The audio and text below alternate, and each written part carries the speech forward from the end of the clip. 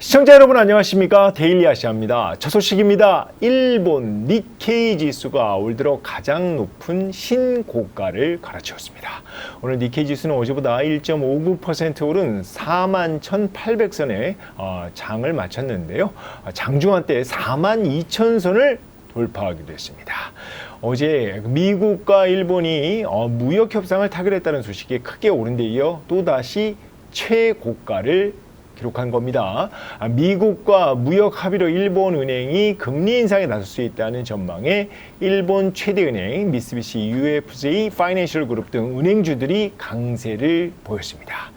오늘 미국 상무부는 일본과의 관세 합의 문건을 공개했는데요. 일본은 미국산 쌀 수입을 75% 확대하고 80억 달러, 우리 돈 11조 원 규모의 농산물을 수입하기로 했습니다. 또 보잉 항공기 100대를 구매하고 미국 전략 분야에 5,500억 달러, 우리 돈 759조 원을 투자할 계획입니다. 이에 따라 일본은 상호 관세율을 기존 25%에서 15%로 낮추는 데 합의했습니다. 일본 니케이 지수와 마찬가지로 중국 상해 종합 지수도 연일 신고가를 갈아치우고 있는데요. 오늘 상해 종합 지수는 6거래일 연속 올라서 3,600선에서 장을 마감했습니다. 이달 들어 철강과 건설 등 민감주들이 중국 증시 상승을 주도했는데요. 시진핑 주석이 이달 초 중앙재경위원회에서 과당 경쟁 방지 정책을 천명한 데 따른 겁니다. 소모적 가격 경쟁을 방지하고 낙후 생산 설비의 퇴출을 통해 산업 전반의 수익성을 회복하겠다는 목표입니다. 올 들어 중국 당국 태양광과 전기차, 철강 등 공급 과잉, 가격 경쟁 업종에 규제 입장을 여러 번 시사한 바 있습니다. 네, 중국 공업정보화부는 지난 18일이죠. 철강과 비철금속, 석유화학, 건자재 등 10대 중점 산업을 대상으로 한 그 공급 과잉 해소 방안을 조만간 발표할 것이라고 밝혔습니다. 중국 당국이 국유기업 간 대규모 인수합병을 유도해 산업 집중도를 높이고 공급 과잉 해소에 나설 것으로 보이는데요. 이렇게 되면 해당 업종은 초대형 기업 중심으로 재편될 가능성이 커서 1등주가 수혜를 볼 전망입니다. 신한투자증권 오늘 보고서를 냈습니다. 과당 경쟁 방지 정책 수혜주로 중국 최대 국유 철강사 바오산 철강과 중국 최대 건설그룹 중국 건축, 그리고 세계 최대 시멘트 기업 헤라 시멘트를 꼽았습니다.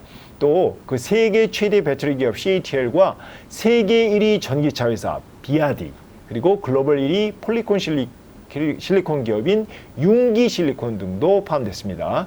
이들 종목이 그동안 내수부진, 공급 과잉으로 출혈 경쟁을 감행했는데 시장이 이제 대장주 중심으로 재편될 경우 정책 수혜가 기대된다는 겁니다.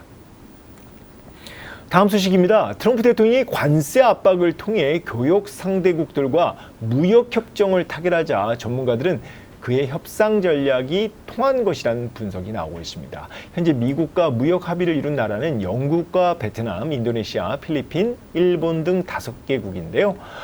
트럼프 대통령은 이달 초 이들 국가에 고율 관세가 적힌 서한을 보내 압박 강도를 높였습니다. 베트남 46%, 인도네시아 32%, 일본 25% 등을 부과하자 이들 국가들이 이제 미국과 무역 합의를 이제 서둘렀고 관세를 이제 10%대로 낮췄습니다. 물론 미국이 원하는 것을 주고 관세를 낮춘 셈인데요. 이들 국가들은 선방했다는 분위기가 지배적입니다. 트럼프 대통령이 1987년에 쓴 책 거래의 기술을 보면 최대한 상대를 몰아붙인 뒤 막판에 이제 빅들로 원하는 것을 챙기는 협상 전술이 나오는데요. 오늘날 그 무역 협상에서 그대로 적용하고 있는 셈입니다. 일본의 경우 대미 투자액을 4천억 달러로 제시했다가 최종 5,500달러로 올렸는데 이를 두고 이제 트럼프 대통령이 증액을 요구했음을 암시하는 대목입니다. 우리 정부도 일본 수준의 관세 인하 성과를 거두기 위해 농산물 개방과 대미 투자 등 모든 협상 카드를 준비하고 있는 것으로 알려졌습니다.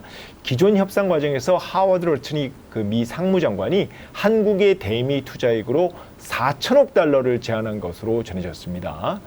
삼성과 현대차 등 그 주요 그룹 중심으로 1,000억 달러 이상 대미 투자 계획을 세운 것으로 알려졌고 알래스카 LNG 사업에도 참여할 가능성이 높은 상황입니다. 다만 오늘 25일 예정이었던 한미 통상 협의가 취소되면서 다음 달 1일 이제 관세부가 이전에 합의를 이룰지는 쉽지 않은 모양입니다. 다음 소식입니다. 세계 최대의 전자상거래 업체 아마존이 중국에 설립한 AI 연구소를 폐쇄하기로 했습니다. 중국 경제매체 차이시는 오늘 아마존의 클라우드 부문 자회사 아마존 웹서비스가 상하이 AI 연구원을 곧 해체한다고 보도했는데요.